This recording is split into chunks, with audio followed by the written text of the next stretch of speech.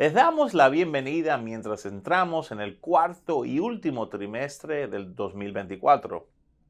La economía estadounidense y sus mercados se mantienen sólidos, respaldados por un consumidor resiliente que continúa gastando, compañías que reportan un crecimiento de utilidades sano y ahora un ciclo de flexibilización que comenzó con un recorte de 50 puntos básicos por parte de la Reserva Federal.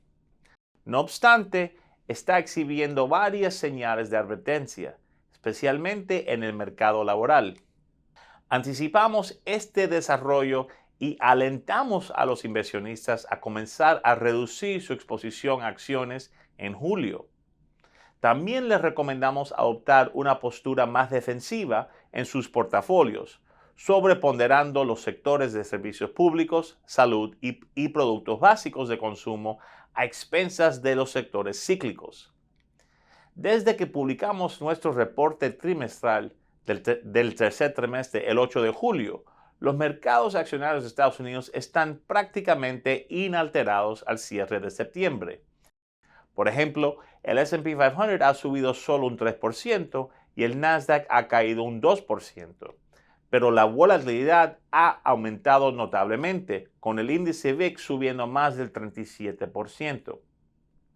¿Qué causó que los mercados cambiaran de rumbo a mediados del verano? El catalizador fue el reporte de empleo de Estados Unidos de julio, el cual alertó inicialmente a los inversionistas de que no todo estaba bien en el mercado laboral. Sin embargo, no todos los mercados ignoraron esta situación. Al cierre de septiembre, el rendimiento del bono del Tesoro a 10 años cayó desde un máximo de 4.7% a niveles de 3.75%, al tiempo que el petróleo y el cobre retrocedieron más del 20 y 8% respectivamente desde sus máximos de mayo. De hecho, los mercados de renta variable y de deuda corporativa han sido más optimistas que el mercado de deuda pública y el de las materias primas. Una regla general es que cuando los mercados de acciones y bonos exhiben señales contrarias, lo mejor es confiar en el mercado de bonos, siendo este en el que suelen participar inversionistas más informados. Fuera de Estados Unidos, las cosas han sido más sombrías durante el año. Alemania, la mayor economía de la UE, probablemente ya se encuentra en recesión, mientras que la economía china está tambaleándose. Los flujos comerciales podrían caer todavía más en los próximos meses. El crecimiento del crédito está en mínimos históricos y el mercado inmobiliario sigue colapsando. Tanto los mercados europeos como los chinos han reflejado esta realidad fundamental. Pero ahora que el Politburo parece tener serias intenciones de estimular la economía, puede la economía cambiar de rumbo. De hecho, podría haber una oportunidad táctica surgiendo para que los mercados chinos tengan un mejor desempeño que los desarrollados en un horizonte de corto plazo. Volviendo a Estados Unidos, nuestra perspectiva no ha cambiado significativamente durante el año, por lo que las vamos a recapitular de forma breve a manera de recordatorio. Hasta ahora, los panoramas macroeconómicos y de mercado se están desarrollando como esperábamos, dadas nuestras preocupaciones con respecto a una desaceleración del crecimiento proveniente del mercado laboral en la segunda mitad del año. Como recordatorio, nuestro rango objetivo para el S&P 500 en un escenario de no recesión se ubicaba entre 5.200 y 5.400. Publicamos este objetivo en enero, cuando la mayoría de Wall Street estaba muy pesimista y el índice se negociaba alrededor del 4.700. Nos mantenemos con esos objetivos por ahora, lo que implica una caída de entre 6 y 9% de los niveles de cierre de septiembre, pero que todavía dejaría al índice en terreno positivo para el año. Cabe resaltar que esperamos que los retornos anualizados para el S&P 500 para los próximos 10 años se ubiquen entre el 8 y 9%. Desde 1927, este sería un nivel levemente inferior a su retorno histórico del 10%, pero bastante inferior a su retorno anualizado desde la crisis financiera global hasta el 2021. Dada la estabilidad de nuestras perspectivas este año, en esta llamada trimestral quisimos enfocarnos principalmente en los varios riesgos geopolíticos que ocupan la mente de los inversionistas: las elecciones presidenciales en Estados Unidos, el conflicto en el Medio Oriente, la guerra entre Rusia y Ucrania y algunos otros. ¿Cómo afectan las crisis geopolíticas a los activos financieros? ¿Qué deben hacer los inversionistas cuando se enfrentan a una? Si bien exploramos alguna de estas preocupaciones contemporáneas pronto, vale la pena resaltar una conclusión importante de nuestras investigaciones sobre la historia de estos eventos. Para el inversionista astuto y con tolerancia al riesgo, vale la pena comprar después de que suenen los primeros disparos y los mercados se desplomen.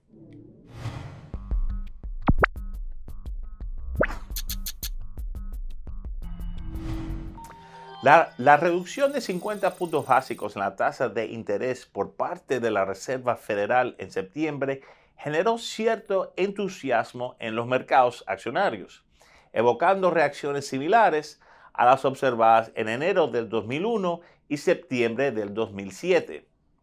En ambos casos, el optimismo inicial del mercado estuvo seguido por caídas significativas, lo que sugiere que la Reserva Federal pudo haberse demorado en responder a los problemas económicos subyacentes, un escenario que podría estar volviendo a ocurrir. Indicadores como la regla de SAM, que analizan las tendencias del desempleo, están señalando una posible recesión más adelante este año o a inicios del 2025. Algunos analistas están sugiriendo que el reciente aumento en la tasa de desempleo se debe a una razón, a saber que hay más gente uniéndose a la fuerza laboral. El problema con este argumento es que el aumento en la tasa de desempleo no solo se debe a más gente entrando a la fuerza laboral, también es un signo de una menor demanda laboral y un aumento en las pérdidas de trabajos. Los puestos de trabajo disponibles han retrocedido hasta ubicarse cerca de los niveles previos a la pandemia, y nuevos retrocesos podrían desencadenar un ciclo de aumento en el desempleo. Otras medidas adicionales, como la encuesta del Conference Board, la tasa de renuncias y la tasa de contracciones, indican un debilitamiento de la demanda laboral. Adicionalmente, hay un número cada vez mayor de personas trabajando medio tiempo porque no pueden encontrar puestos de tiempo completo. Además, se espera que el gasto de los consumidores se desacelere, ya que el aumento en la deuda de los hogares y la mayor tasa de morosidad en las tarjetas de crédito y los créditos de vehículos están llevando a los bancos a endurecer los estándares de sus préstamos y a aumentar las tasas de interés. Finalmente, el sector de manufactura está mostrando señales de contracción, con indicadores clave como el índice ISM de manufactura y las intenciones de invertir en capital debilitándose. En China, problemas estructurales están frenando el crecimiento, a pesar de los esfuerzos del gobierno para estimular la economía. La efectividad de los estímulos monetarios es limitada, ya que los hogares y las empresas se resisten a endeudarse y a gastar, lo que lleva a una trampa de liquidez. Que Europa se enfrenta a sus propios retos, con los consumidores reacios a aumentar sus niveles de gasto a pesar de tener la capacidad financiera. El mercado laboral está mostrando señales de deterioro y los indicadores de manufactura se mantienen débiles. Alemania particularmente está luchando con su competitividad debido al mayor crecimiento de los salarios cuando se compara con otros países de la zona euro y a una dependencia de un modelo de negocio ahora obsoleto, centrado en las exportaciones a China y la energía barata de Rusia. En general, los indicadores de la economía global apuntan hacia una desaceleración con mayores riesgos de recesión influenciados por el debilitamiento de los mercados laborales, un menor gasto de los consumidores y la efectividad limitada de las herramientas tradicionales de política monetaria y fiscal. Ahora, ¿podrá la Fed salvar la situación? En nuestra opinión, esto es poco probable. Antes de su última reunión, creíamos que la Fed debía haber empezado su ciclo de flexibilización monetaria en el verano, cuando el desempleo comenzó a aumentar notablemente. Por lo tanto, nos alegró ver a la Fed moverse agresivamente en septiembre. Por lo tanto, anticipamos una reducción en la probabilidad de una recesión en el corto plazo. De hecho, nuestro indicador de recesión, que analiza más de 40 series de tiempo económicas y que ha sido muy predictivo en los últimos 50 años, aunque no infalible, refleja la reducción en este riesgo. En un horizonte de 6 meses, el indicador ha caído más de 4% desde el mes pasado. La razón principal para esta caída es la reciente publicación de datos macroeconómicos positivos y resilientes.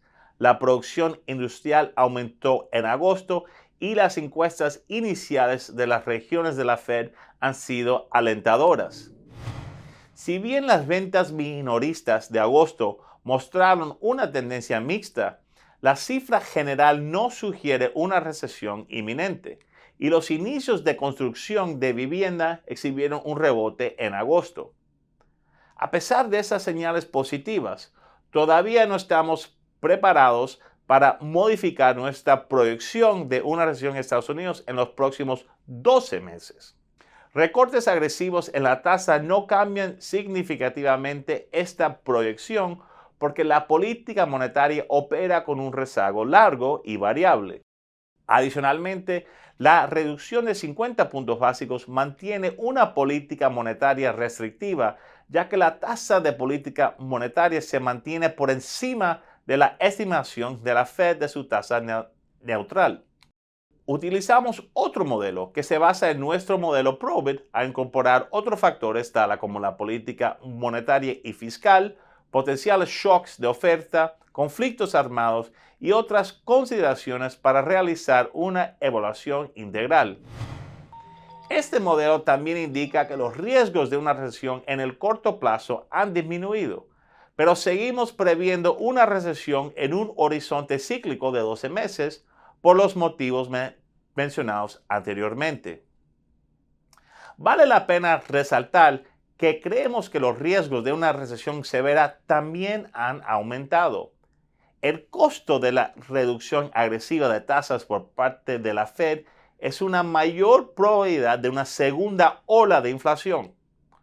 Una economía que se sobrecalienta en el corto plazo podría evitar una recesión en los próximos meses, pero podría enfrentarse a una recesión más profunda en el futuro si la Fed se ve obligada a implementar medidas más estrictas. Dado que la probabilidad de una recesión en los próximos 6 meses ha disminuido, podríamos ver un aumento en las acciones en el corto plazo, ya que los inversionistas estarían descontando un aterrizaje suave. Sin embargo, dado que el S&P 500 estaba en máximos históricos a finales de septiembre, consideramos que este no es un momento ideal para realizar una nueva inversión en los mercados accionarios de Estados Unidos.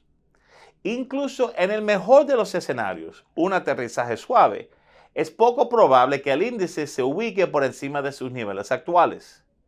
En otros escenarios, podríamos ver caídas importantes. La relación riesgo-retorno simplemente no es atractiva para los inversionistas en acciones estadounidenses, ya que los mercados parecen estar demasiado confiados con respecto a los riesgos relacionados con el crecimiento. Quisiéramos concluir con algunas reflexiones sobre China. El reciente anuncio por parte del Politburo le ha dado fuerza a los mercados financieros, generando un interés significativo en las acciones chinas y en inversiones relacionadas. Eso se da luego de una flexibilización por parte del Banco Popular de China. Los inversionistas ahora se preguntan si los cambios en la política de China implican un punto de inflexión significativo que apoyará la economía y los mercados financieros. Las medidas de política han inyectado un impulso optimista, lo que podría dar lugar a un periodo en el que las acciones chinas y los activos relacionados tengan un mejor desempeño que las acciones globales y de mercados debido a sus valorizaciones bajas.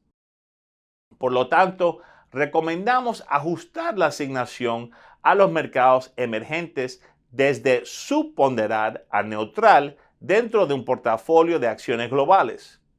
Adicionalmente, recomendamos sobreponderar las acciones chinas clase A.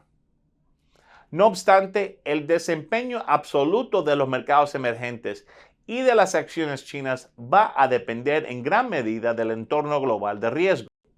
Si el sentimiento positivo del mercado persiste, esas acciones tendrían más espacio para subir. Sin embargo, somos escépticos con respecto a la duración de este rally más allá de los próximos 6 meses. Los inversionistas aversos a riesgo podrían realizar una operación de valor relativo comprando acciones clase A de China y acortándose en acciones indias. Como se observa en este gráfico, las acciones indias lucen muy caras en comparación con sus contrapartes chinas y es probable que se dé una reversión a la media. Esa es una recomendación táctica. En el largo plazo, creemos que los retornos de las acciones indias deberían superar los de las acciones chinas. A pesar de los recientes anuncios de política, dudamos que dichas medidas lleven a una recuperación económica en China durante los próximos 6 meses.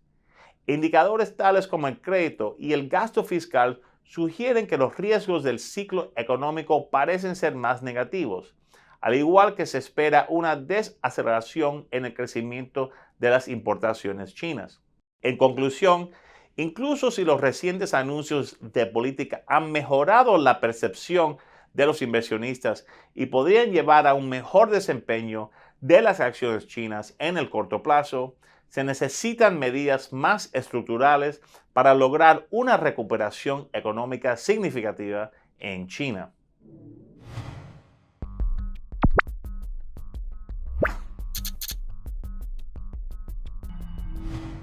Antes de que pasemos a las preocupaciones que ocupan la mente de la mayoría de los inversionistas hoy en el ámbito de la geopolítica, vale la pena discutir un marco adecuado para dichas consideraciones.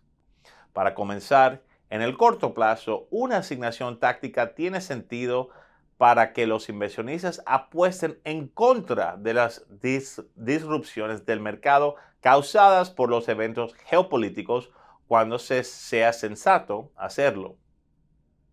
Muchos inversionistas consideran a la geopolítica como un riesgo que da pie a la cautela y a la reducción de las posiciones más bullish en sus portafolios de inversión. No obstante, la evidencia histórica sugiere que aunque los eventos geopolíticos pueden impulsar temporalmente a los activos refugio como los bonos o el oro, esos efectos suelen ser de corta duración. Los activos más riesgosos suelen rebotar más rápidos de lo esperado luego de incidentes geopolíticos importantes. Si se analizan todos los eventos geopolíticos desde la Revolución Húngara de 1956 hasta los ataques de misiles iraníes contra Israel del 2024 y se evalúa el rendimiento del S&P 500 antes y después de cada evento, los hallazgos son reveladores. Después del evento, la caída promedio del índice desde su máximo de su mínimo hasta su máximo es del 10.62%, pero luego de 1, 3, 6 y 12 meses, el índice se ubica en promedio en terreno positivo. De hecho, un año después, el S&P 500 se ubica en promedio en 9.6%, arriba desde 1956, después de cada evento geopolítico desde el fin de la Segunda Guerra Mundial. Es por esto que los inversionistas se benefician de mantener la calma durante estos tiempos de conmoción. Parece haber tres razones principales por las que los activos de riesgo suelen ser más resilientes frente a los riesgos geopolíticos. Primero, la respuesta política.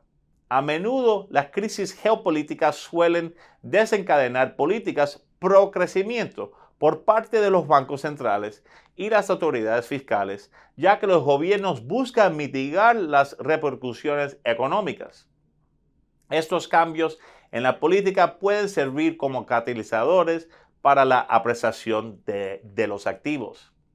En segundo lugar, la aparición de limitaciones.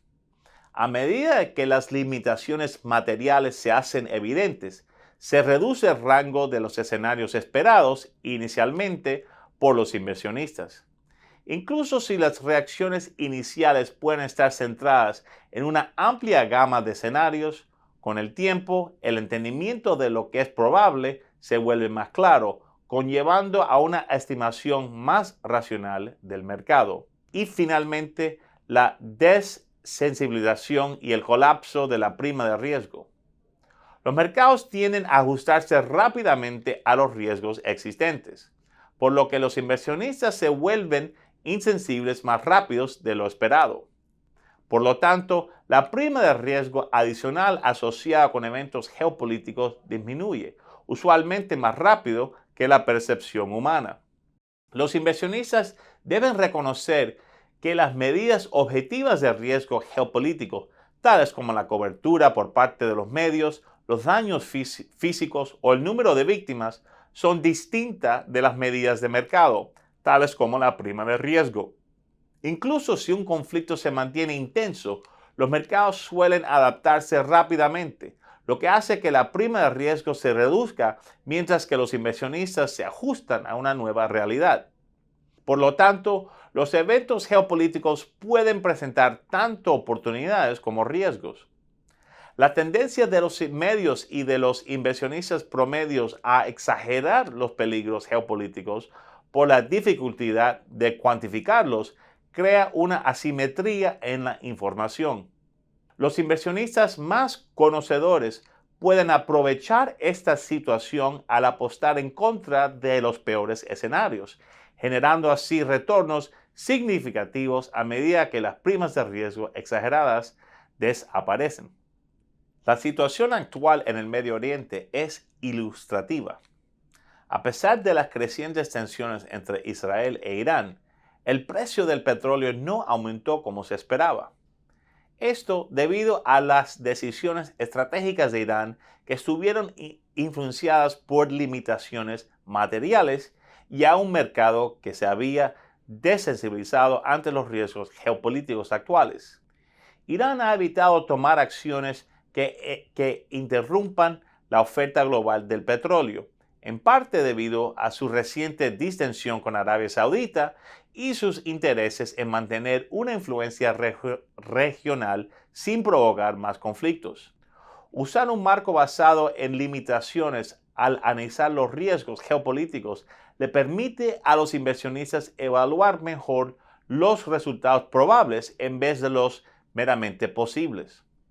Este enfoque mantiene a los inversionistas disciplinados en medio de un flujo abrumador de noticias y les permite identificar oportunidades al considerar efectos de segundo y tercer orden en vez de solo tener en cuenta reacciones inmediatas.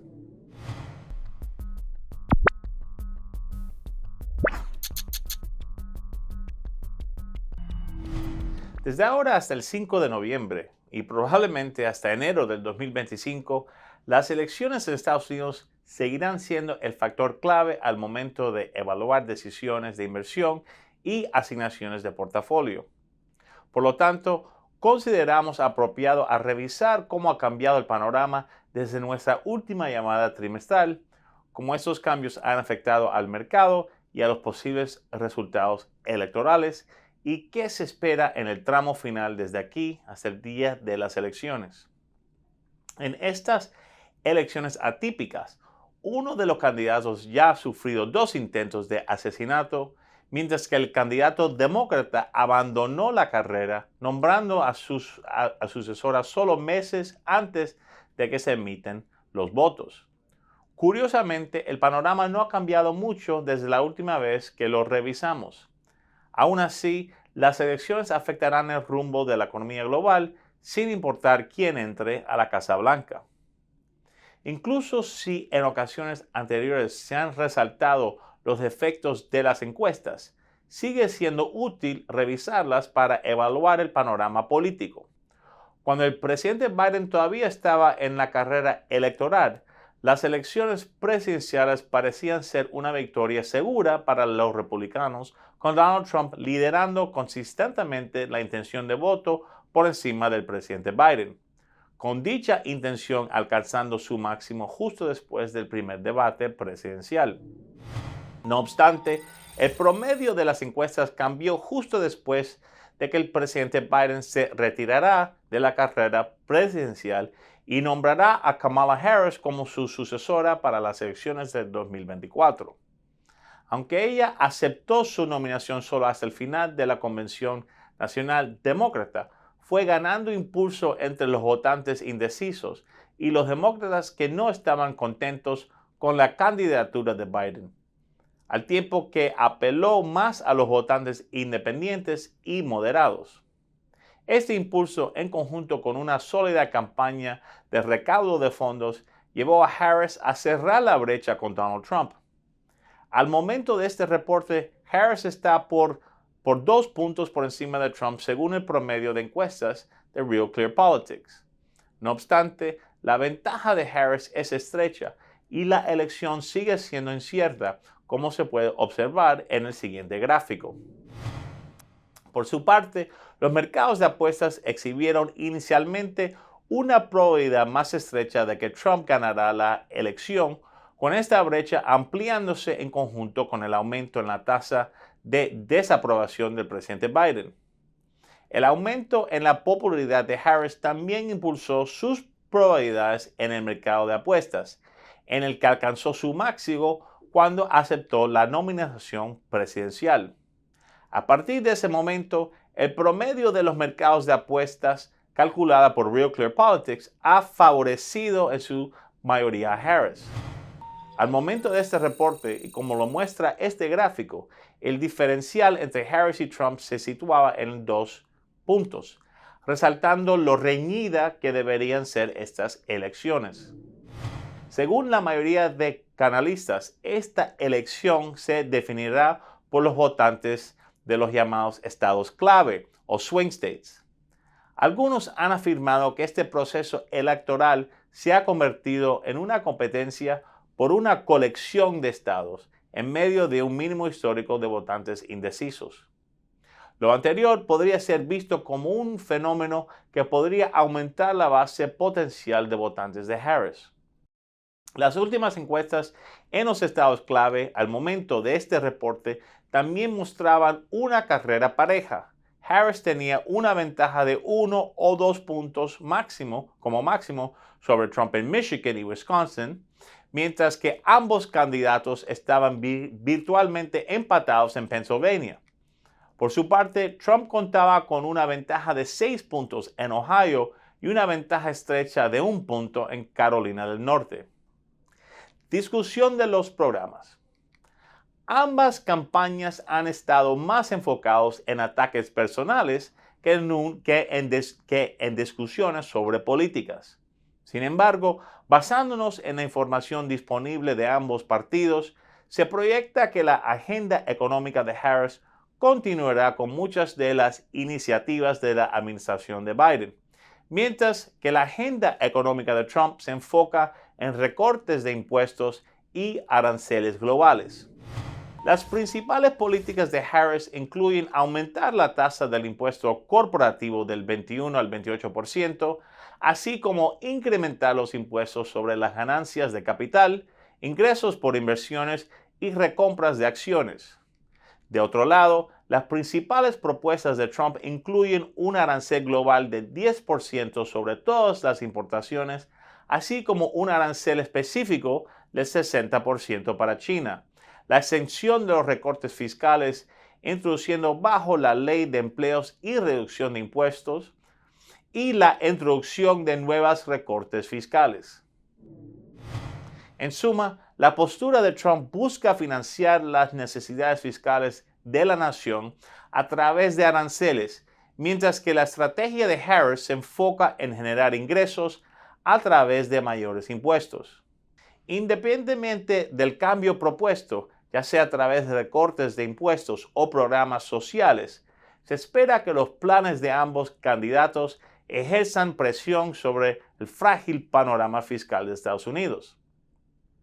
Según analistas de Citi, las propuestas de Harris podrían aumentar el déficit fiscal de Estados Unidos en cerca de 1.9 billones de dólares, mientras que las políticas de Trump podrían llevar a un deterioro del 4.6 billones.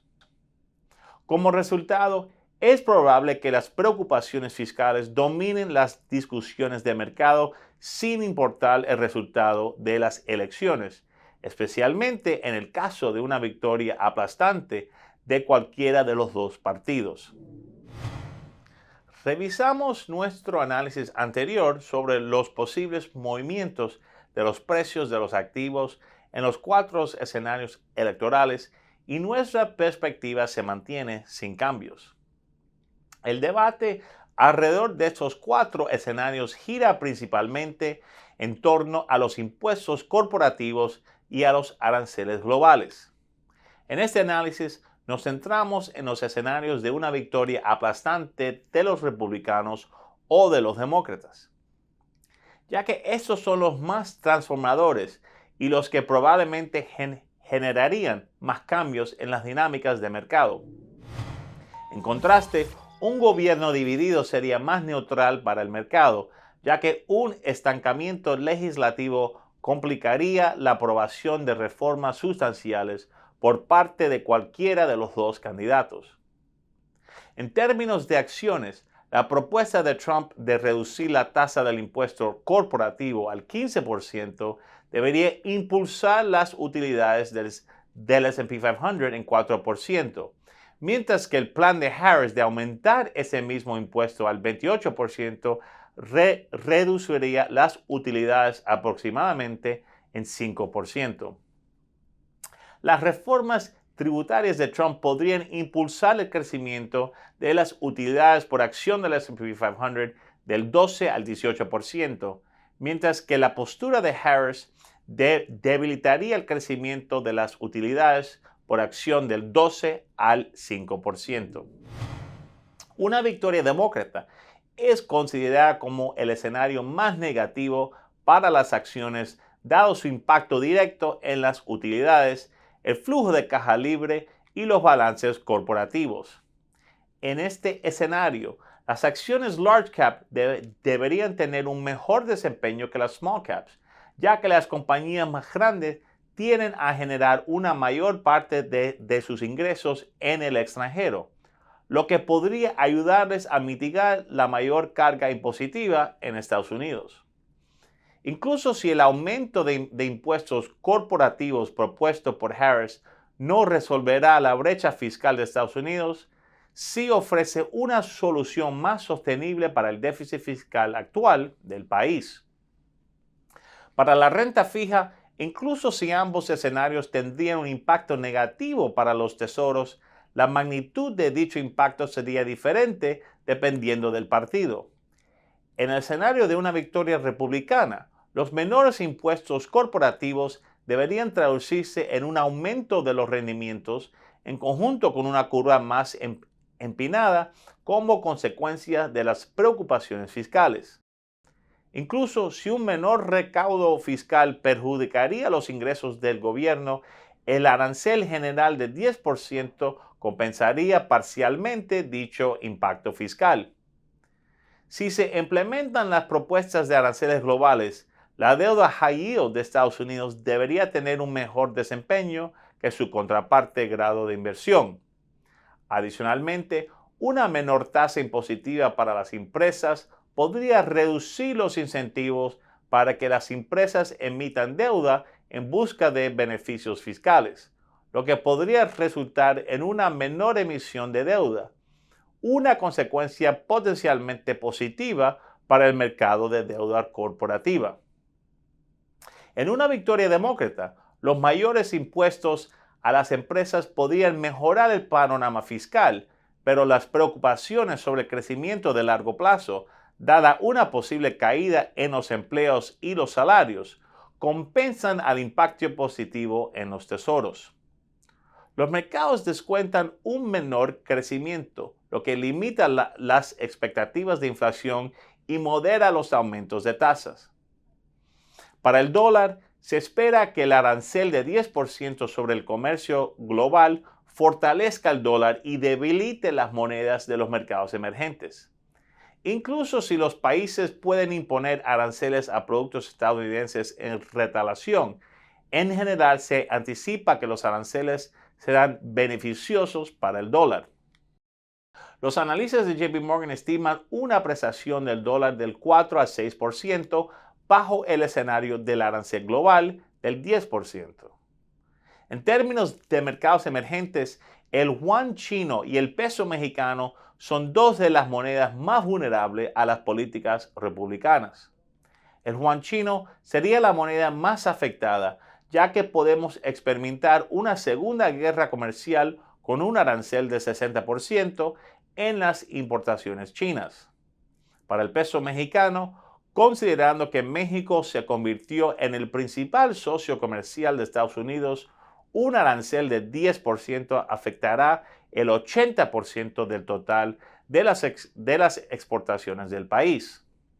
Por el contrario, una victoria demócrata sería un factor en contra de la apreciación del dólar, ya que la reducción en las primas de riesgo relacionadas con los aranceles globales y un escenario fiscal menos expansivo presionarían al bajo al dólar. Finalmente, en el frente de las materias primas, esperamos que los fundamentales sólidos del oro se mantengan intactos, ya que el metal sigue cumpliendo su función de cobertura contra la inflación, la inestabilidad política y la incertidumbre fiscal. El petróleo y los precios de la energía deberían mantenerse estables a pesar de las promesas de Trump de reducirlos mediante un aumento en la producción, principalmente debido al largo proceso que requieren estos cambios. El proceso de desregulación necesario para aumentar la producción necesitaría ser aprobado por el Congreso, así como importantes inversiones de capital por parte de compañías del sector de energía para poder lograr los niveles de producción deseados. Sin embargo, podríamos afirmar que Trump podría lograr algunos efectos inmediatos al presionar el petróleo iraní o al facilitar una potencial solución a la guerra entre Rusia y Ucrania, lo que podría traer consigo la reintroducción de los suministros del gas ruso en el mercado. Más allá de estos escenarios, no esperamos que haya cambios significativos para las materias primas en caso de una victoria republicana. Por el contrario, en una victoria demócrata, los activos de energías renovables tendrían un mejor desempeño, impulsados por las iniciativas de Harris de transición energética. Los otros activos permanecerían en gran medida estables. Los escenarios descritos se enfocan únicamente en el impacto directo de la agenda económica de cada candidato sin tener en cuenta otras variables macroeconómicas más amplias, tales como inflación, desempleo y las condiciones macroeconómicas generales. Independientemente del resultado electoral, La incertidumbre fiscal dominará las discusiones de mercado en los próximos años, lo que representa un riesgo significativo al liderazgo de Estados Unidos en términos de la economía global.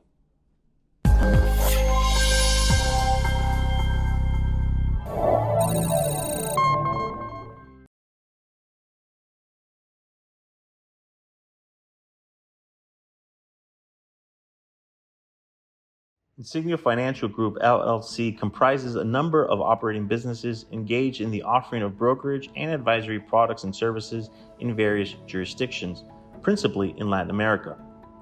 Brokerage products and services are offered through Insignia International Financial Services, LLC, headquartered in Puerto Rico, and through Insignia Securities, LLC, headquartered in Miami. Both are members of the Financial Industry Regulatory Authority, FINRA, and Securities Investors Protection Corporation, SIPC. Investment advisory products and services are offered through Insignia Advisory Services, LLC, an investment advisor registered with the Securities and Exchange Commission.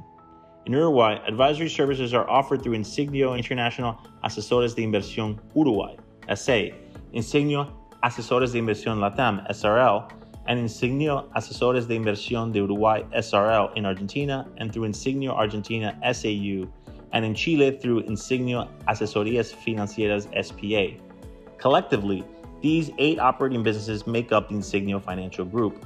To learn more about the broker-dealers, including their conflicts of interest and compensation practices, please go to https://insignia.com/disclosures/ or via www.finra.org. To learn about Insignia Advisory Services and any conflicts related to its advisory services, please see its Form ADV and brochure, which can be found at Investment Advisor Public Disclosures website, https://advisorinfo.sec.gov/.